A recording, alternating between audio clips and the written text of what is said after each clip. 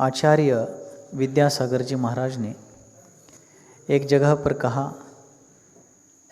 दायित्व का बोझ कंधों पर पड़ते ही शक्ति सो नहीं सकती। क्या कहा? और एक बार। हाँ, दायित्व का बोझ, दायित्व अर्थात जिम्मेदारी, जवाबदारी, दायित्व का बोझ कंधों पर पड़ते ही शक्ति सो नहीं सकती। अर्थात जो जिम्मेदार है, जो उत्तरदायी है, उनके ऊपर उनका उत्तरदायित्व का बोझ आने पर वे किसी प्रकार से विश्राम नहीं कर सकते, आराम नहीं कर सकते। इसलिए आप लोग भी बच्चों को, घर के बच्चों को कहते थे, हमारे बचपन में तो ऐसा कहा जाता था घर में, क्या, जब कोई हमें स्कूल में जल्दी दाखला प्रवेश वगैरह सब करने के लिए बोलते थे तो बड़े लोग कहते थे अभी साल 2 साल खेलने दो। क्या कहते थे? आगे पढ़ना है, आगे सब यही करना है, अभी ये लोग छोटे हैं, बच्चे हैं, इनको अभी साल 2 साल खेलने दो, कूदने दो। आपके घर में कोई बच्चे जवान हो जाए, युवा हो जाए और उनके विवाह का विषय जब प्रारंभ होता है तो आप लोग क्या कहते हैं? अभी साल 2 साल ऐसे ही रहने दो। एक बार बंध गए बंधन में तो जीवन भर इस सारे चीज को खींचते हुए आगे बढ़ना है। क्योंकि जिम्मेदारी, उत्तरदायित्वपना जो होता है एक बहुत बड़ा बोझ होता है, एक बहुत महत्वपूर्ण कार्य वह होता है। और आचार्य शांति सागर जी महाराज तो संपूर्ण धर्म का उत्तरदायित्व अपने कंधों पर लेकर चल रहे थे। आचार्य देव शांति सागर जी महाराज एक ऐसा महनीय व्यक्तित्व है कि जिन्होंने संपूर्ण समाज का, संस्कृति का, संघ का और संपूर्ण भारतवर्ष के आध्यात्मिक प्राचीन संस्कृति का जिम्मा अपने ऊपर लेते हुए इसका मार्गदर्शन, निर्देशन और डायरेक्शन करने का कार्य किया था, जिनके उपकारों में हम सभी लोग ऋणी हैं और ऋणी रहने में ही हमारे जीवन की धन्यता है। आचार्य शांति सागर जी महाराज के ऋण हम चुका नहीं सकते और चुकाना भी नहीं है, क्योंकि कोई ऋण ऐसे होते हैं, ऋण अर्थात कर्जा, ऋण का मतलब क्या है? कर्जा।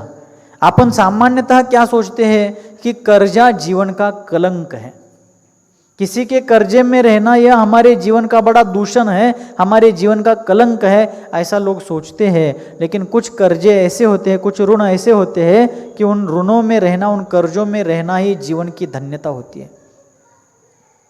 और आचार्य शांति सागर जी महाराज ने संपूर्ण संघ, समाज और संस्कृति के ऊपर जो कर्जा दे रखा है, उस कर्जे में रहना, उस ऋण में रहना ही समाज, संघ और संस्कृति के लिए भूषणावह है। ऐसा महान दान उन्होंने हम सभी के लिए दिया। ऐसे आचार्य देव शांति सागर जी महाराज ने अपने जीवन में श्रुत का उद्धार, श्रुत का संवर्धन और श्रुत का संरक्षण करने का जो दायित्व, जो जिम्मेदारी अपने ऊपर ली थी, उसको उन्होंने बखूबी निभाया। क्यों निभाया, उसका विश्लेषण पिछले सत्र में अपन सभी ने किया है। क्योंकि जब तक हमने अपने इतिहास के पन्नों को पलटा नहीं, तब तक हमें पता नहीं चलेगा कि हमारे इस संस्कृति के ऊपर कितने प्रहार हो चुके हैं, कितने आघात इस जैन संस्कृति ने, श्रमण संस्कृति ने झेले हुए हैं। इतिहास में इसके ऊपर कितना अन्याय, अत्याचार हो चुका है, हम जानते नहीं। क्योंकि हमें याद सवडिल्ला, सही सवडिल्ला, मरने के लिए भी हमें समय नहीं है, इतनी व्यस्तता हम कहते हैं, बताते हैं, असल में हमारा जीवन व्यस्त नहीं, अस्ता व्यस्त होने जा रहा है। ऐसी आज की जीवन शैली है। इसलिए हमने कभी अपने इतिहास के सुनहरे पन्ने भी नहीं देखे और उस सुनहरे संस्कृति के ऊपर कितने प्रहार परकीय लोगों के ऊपर हुए। मैंने सांगली में अभी जब मैं गया था मोर्चा के लिए, शिरपुर मोर्चा के लिए, तब वहाँ पर एक वाक्य बताया था, किसी विचारक ने उसका उच्चार किया था, उसका उल्लेख किया था कि दुर्जनों की सक्रियता के कारण नहीं, क्या कहा? दुर्जनों की सक्रियता के कारण नहीं, सज्जनों की निष्क्रियता के कारण संस्कृति का नाश होता है। दुर्जन लोग सक्रिय होते हैं, इससे ज्यादा फर्क नहीं पड़ता। फर्क तब पड़ता है जब सज्जन लोग निष्क्रिय हो जाते हैं। मुझे क्या करना है, मेरा क्या जा रहा है, मेरा क्या बिगड़ने वाला है, जिसका बिगड़ना है, जिसका होना है वो देख लेगा।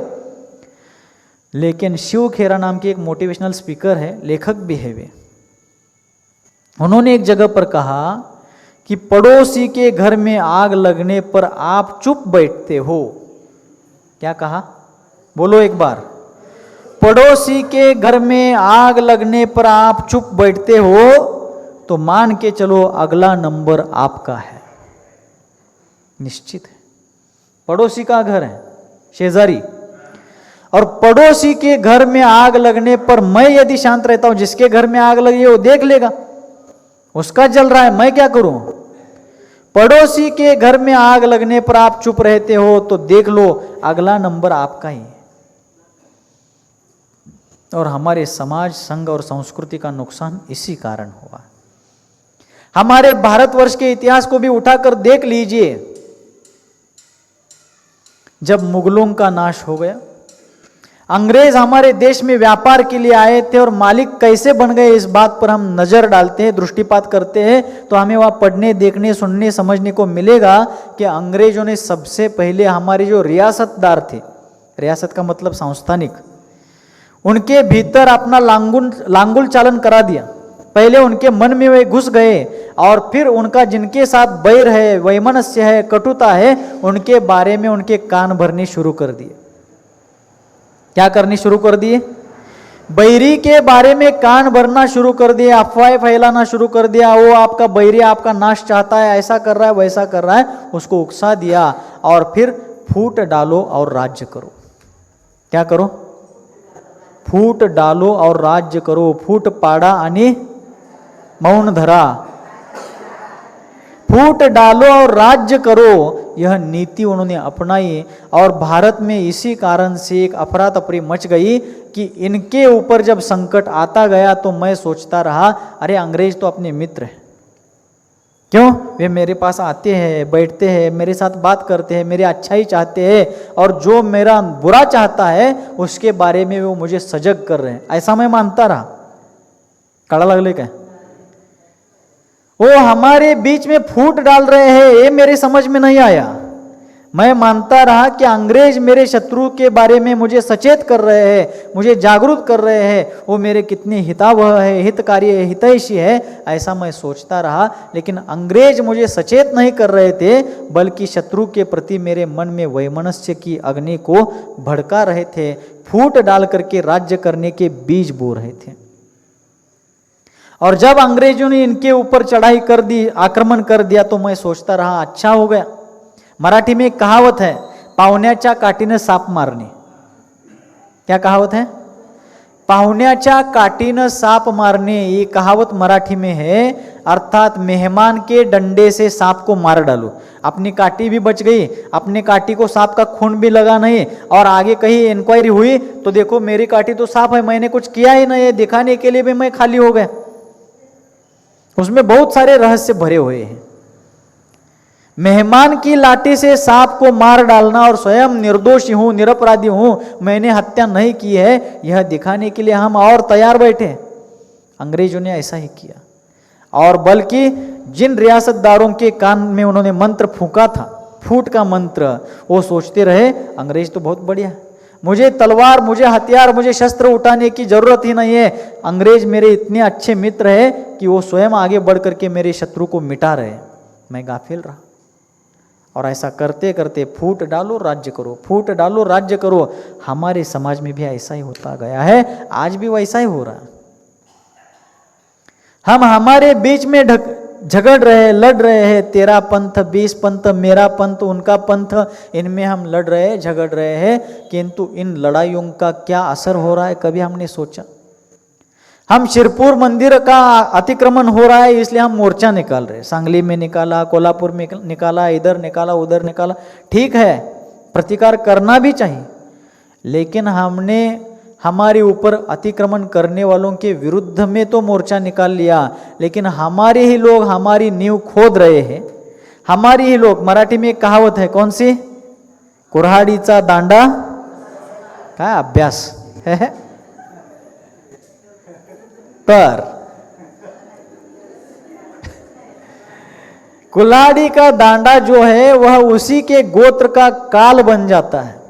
कुल्हाड़ी में यदि उसकी डंडी नहीं हो तो वह डंडे के अभाव में सिर्फ कुल्हाड़ी जो है आगे का उसका हिस्सा, वह किसी भी पेड़ को नहीं काट सकती। तो उसका जो डंडा है, हैंडल, वह पेड़ पौधों का ही हिस्सा है और उसी को हाथ में पकड़कर कुल्हाड़ी के द्वारा उन्हीं पेड़ पौधों को काटा जाता है। तो अपने ही गोत्र के नाश में कौन कारण बना? कुल्हाड़ी का डंडा। कुऱ्हाडीचा दांडा गोतास काळ, गोत यानी गोत्र। वैसे आज श्वेतांबरों ने हमारे शिरपुर मंदिर पर अतिक्रमण कर दिया है। शिखर जी पर पर्यटन स्थल बनाया जा रहा है और भी अनेक तीर्थ क्षेत्रों के ऊपर कब्जा जमाया जा रहा है। राजस्थान में केसरिया जी चला गया, गुजरात में गिरनार जी, हमारे नेमेश्वर भगवान का निर्वाण स्थल हाथ से अपने आंखों देखे चला गया। हमारे यहाँ कर्नाटका में, तमिलनाडु में, आंध्र प्रदेश में जो तिरुपति बालाजी है, कौन सी मूर्ति है वो? नेमिनाथ तीर्थंकर की मूर्ति है। पंढरपूरचा विठोबा कोण आहे? नेमिनाथ भगवंतांचीच मूर्ती आहे। कोल्हापूरची अंबाबाई, ये सारे हमारे जैन मंदिर है। फलटन में जो जबरेश्वर मंदिर है, जबरदस्ती से जैनों से वो हड़प लिया गया, इसलिए उसका नाम ही जबरेश्वर रखा है। जाकर देख लो आप लोग। आचार्य शांति सागर जी महाराज ने इतनी बड़ी सचेतता पूर्वक श्रुत का उद्धार किया, श्रुत का रक्षण किया, ये तो हम उनका गौरवगान कर रहे हैं। लेकिन आज अपने आंखों के सामने हमारी ही वैमनस्यता के कारण, हमारे पारस्परिक कटुता के कारण अपने आंखों के सामने हमारे तीर्थ क्षेत्र हड़पे जा रहे हैं, अतिक्रमण किए जा रहे हैं। अभी पिछले साल ही इंदौर में गोमटगिरी देखा है क्या किसी ने? इंदौर के गोमटगिरी गए होंगे आप, इंदौर के बाहर है। उस गोमटगिरी का कितना ही हिस्सा अतिक्रमण कर डाल दिया गया। ऐसे कितने ही क्षेत्र हैं। आप शिखर जी जाते हो तो पावापुर, चंपापुर वगैरह जाते हो, मंदारगिरी पर क्या हो गया आज? सिर्फ फॉर्मेलिटी के रूप में वो क्षेत्र आज हमारे हाथ में, बाकी हमारा ज्यादा कुछ है नहीं वहां पर। राजगृह में जाइए, क्या है वहां पर? किसके कारण? दुर्जनों की सक्रियता के कारण नहीं, सज्जनों की निष्क्रियता के कारण। और निष्क्रियता से भी ज्यादा परस्पर वैमनस्य, कटुता और वैरत्व के कारण ये सब हो रहा है। अन्य लोगों को पता है कि ये जैन लोग अल्पसंख्यक हैं। महाराज आप शांति सागर चरित्र बता रहे हैं, क्या क्या कर रहे हैं? उसी को बता रहा हूं।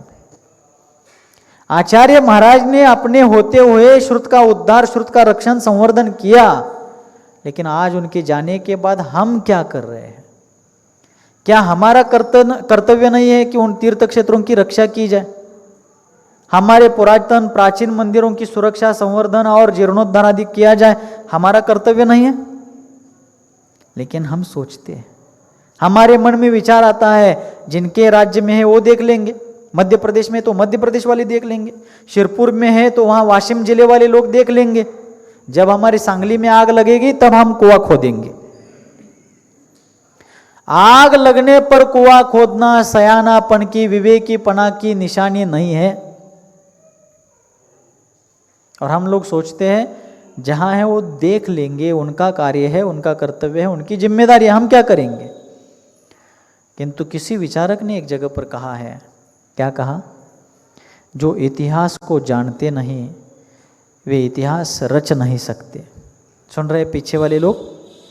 जो इतिहास को जानते नहीं वे इतिहास को रच नहीं सकते, और जो इतिहास को रचते हैं वे इतिहास भूल नहीं सकते। जो इतिहास को भूलते हैं वो कभी इतिहास रच नाही सकते. जे इतिहास विसरतात ते इतिहास घडवू शकत नाहीत आणि जे इतिहास घडवतात ते इतिहास विसरू शकत नाहीत. हा देखील एक इतिहास आहे. आणि आम्ही कधी आमच्या स्वर्णिम गौरवशाली इतिहासाकडे पाहिलंच नाही. हमने अपने अतीत गौरवशाली अतीत की ओर कभी देखा नहीं. इसलिए हमने अतीत को नहीं देखने के कारण उज्जवल भविष्य की हम चिंता और उसकी रूपरेखा निर्माण कर ही नहीं सकते. कितने लोगों ने इस संस्कृति को जीवंत रखने के लिए अपना जीवन दांव पर लगाया. आज एक प्रसंग बताना चाहता हूं, सुनेंगे? पक्का? इधर से सुनना और जान दे नहीं. ध्यान पूर्वक सुनिए. क्या किया है हमारे महापुरुषों ने, हमारे पुराण पुरुषों ने, हमारे महापुरुषों ने, हमारे पूर्वाचार्यों ने अपने जीवन को किस प्रकार बलि की वेदी पर चढ़ाया था. तमिलनाडु की घटना है. लगभग 1200-1300 वर्ष पूर्व की घटना है, तमिलनाडु में। नाम उस राजा का मुझे अभी याद नहीं आ रहा है, और वह राजा जरा सनकी था, लहरी मराठी में जिसे अपन कहते हैं, ऐसा वह सनकी राजा था। और उसके राजमहल में अनेक संप्रदायों से, अनेक जाति धर्मों से आई हुई उसकी बहुत सी रानियां थी, लेकिन जैन समाज की किसी भी युवती से उसका विवाह नहीं हो पाया था। और उसके मन में विचार आ गया कि अब मेरी अगली रानी जैन समाज की होगी। क्या सोचा? अगली रानी मेरी जैन समाज से होगी, अगला विवाह मैं जैन समाज की युवती से करूंगा। उसने फरमान भेज दिया जैन समाज के प्रतिनिधियों को। जैन समाज के जो प्रतिष्ठित लोग थे, प्रतिनिधि लोग थे, उनको अपना फरमान और अपना आदेश जारी कर दिया, और आपके जैन समाज की सुंदर, शालीन और सुसंस्कृत, बुद्धिमान युवती से मैं विवाह करना चाहता हूं, आप जल्दी प्रबंधन करें।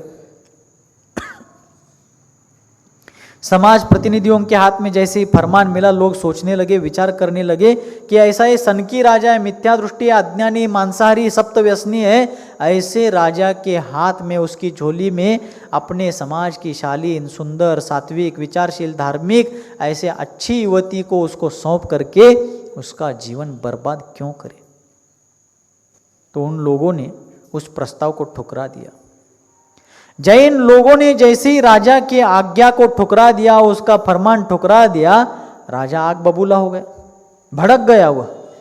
और राजा ने तुरंत एक राजादेश फरमान जारी कर दिया, क्या? इसके आगे हमारे राज्य में, हमारे साम्राज्य में जैन धर्म को कोई फॉलो नहीं करेगा, जैन धर्म का आचरण कोई नहीं करेगा, रात्रि में भोजन त्याग कोई नहीं करेगा, पानी छानकर कोई नहीं पिएगा, अनचना पानी सभी पिएंगे, जैन मंदिर तोड़े जाएंगे, जैन मंदिर में कोई दर्शन के लिए नहीं जाएगा, जैन मुनियों को हमारे राज्य में आने से प्रतिबंध रहेगा।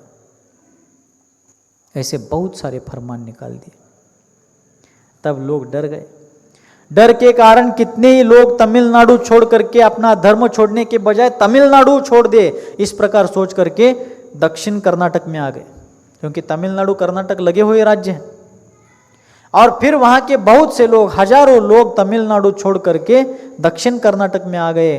कुछ लोग वहीं पर रह करके डर डर करके धर्म करने लगे। लेकिन राजा का आदेश था, यदि कोई चोरी छिपे जैन संस्कारों को, जैन क्रियाओं को करते हुए देखा जाए तो उसको प्राण दंड दिया जाएगा। क्या? कौन सा दंड? प्राण दंड दिया जाएगा। यह राजा का हुक्म था। लोग डर गए। फिर भी कुछ लोग अपने घरों के भीतर छिप छिप करके रात्रि भोजन का त्याग करना, पानी छान करके पीना, और मंदिर जाने की व्यवस्था यदि उपलब्ध ना हो तो परोक्ष रूप से भगवान का दर्शन, पूजन, स्मरण आदि करना। कितने लोग ऐसा करते हुए पकड़े गए, उनका प्राण हरण कर लिया गया।